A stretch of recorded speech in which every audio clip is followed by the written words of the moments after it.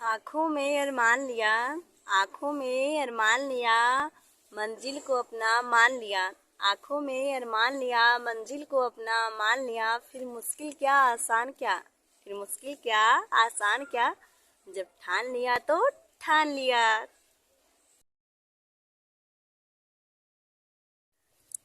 आपको क्या पता है हमारी फेवरेट चीज़ क्या होती है? हम सबकी फेवरेट होती है, जो पीछे हम मुड़ के देख नहीं सकते, उसकी बस कल्पना कर सकते हैं, उसे महसूस कर सकते हैं, बाकी उससे सिवा और कुछ नहीं कर सकते हैं। हमारा बचपन मैंने अपने मिनी ब्लॉग में डाला होगा, उसमें है, उसमें मैंने बताया है, बट मैं इस ब्लॉग में भी डालना चाहती हूँ, आपको बताना चाहती हूँ, क्योंकि बहुत लोग को हो सकता है वो मिनी ब्लॉग ना देखे हो, तो इस ब्लॉग को देखें और इसको ज़्यादा से ज़्यादा शेयर करें। एक बचपन का जमाना था जिसमें खुशियों का खजाना था। एक बचपन का जमाना था जिसमें खुशियों का खजाना था।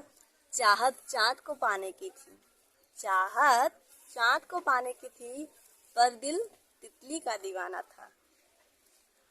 खबर ना सुबह की न शाम का ठिकाना था, खबर ना सुबह की न शाम का ठिकाना था। थक कर आना स्कूल से, पर खेलने भी तो जाना था। माँ की कहानी थी परियों का फसाना था, माँ की कहानी थी परियों का फसाना था।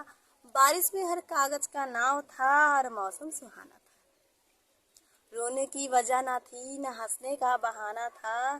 क्यों हो गए हम इतने बड़े, क्यों हो गए हम इतने बड़े, इससे अच्छा तो बचपन का जमाना था।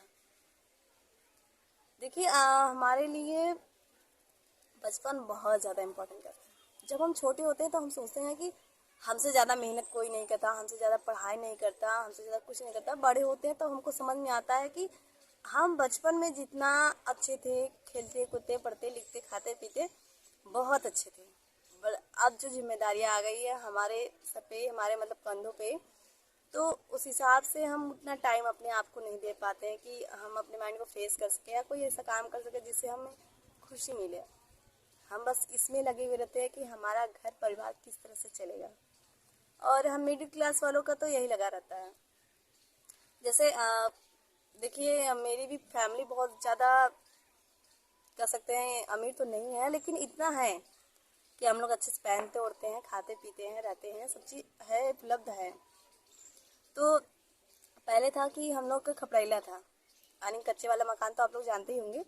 तो वो था, उसमें था कि बारिश जब होती थी तो रात रात भर हम लोग उसमें पानी रोकते थे बर्तनों में। जितने भी बर्तन रहते थे बर्तनदानी में, सारे बर्तन हम लोग रोक देते थे, थाली भगोना लोटा कटोरी सब, और बाल्टी वगैरह भी सब रोक दिया जाता था। और इससे हम लोग को बहुत ज़्यादा प्रॉब्लम होता था। कभी कभी तो हम गुस्सा हो जाते थे, पापा से कहते थे कि हम नहीं बनाएंगे खाना, उस रसोई में इतना पानी चूता है, वहीं हम सोते थे, वहीं खाना पीना भी था हम लोग का, तो बहुत ज़्यादा दिक्कत होता था। तो इस समय ऐसा है कि मेरे पापा इस समय घर बनवा लिए हैं। अब ऐसा है कि बारिश होने की वजह से दिक्कत तो नहीं होती है। तो तब का समय था कि, और हमने कोचिंग हम पढ़ाते हैं, आप लोग जानते ही होंगे। तो ये कोचिंग पढ़ाना हमारा सोच नहीं था कि हम कोचिंग पढ़ाएंगे या किसी को पढ़ाएंगे, ऐसी सोच कोई नहीं थी हमारी। तो एक बार लॉकडाउन लगता है, जब कोरोना काल में लॉकडाउन लगता है, तो एक आंटी मेरे पास आती हैं। वो कहते हैं कि मेरे दोनों बच्चों को पढ़ा दीजिए, क्योंकि स्कूल तो बंद है, स्कूलें तो बंद है, बच्चे पढ़ेंगे कैसे। 1.5 साल तो पढ़ाई नहीं हुई। मान लीजिए प्राइवेट स्कूलों में भी तो जो जो तो जैसे हो गया, सरकारी स्कूलों में भी बच्चे बहुत ज़्यादा पीछे हो गए हैं।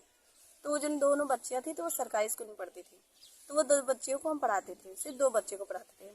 तो धीरे धीरे धीरे धीरे आज जाके मैंने कभी एक ऐसा समय आया था कि मैं 2 बैच चलाते थे जिसमें 10-10 बच्चे रहते थे, लेकिन इस समय कम है, बट कोई बात नहीं है, मेरा उतने से हो जाता है और मुझे बहुत खुशी महसूस होती है।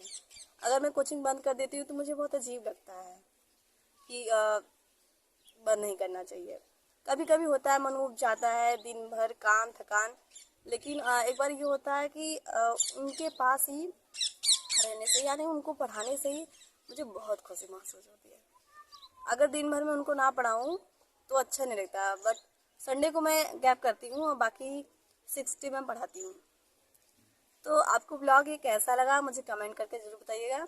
और आपको अगर किसी भी प्रकार की कोई भी अगर साड़ी चाहिए, जैसे आप भाई के लिए हो गया, बहन के लिए हो गया, और फादर के लिए हो गया, ग्रैंड फादर के लिए हो गया, ग्रैंड मदर के लिए होगा, मदर के लिए हो गया, सिस्टर्स के लिए हो गया, और किसी भी आपके फ्रेंड के लिए हो गया, अगर कोई साड़ी चाहिए तो आप मुझसे कमेंट कीजिए, मैं उसको मिनी ब्लॉग में बना के डालूंगी और आप देख लीजिएगा।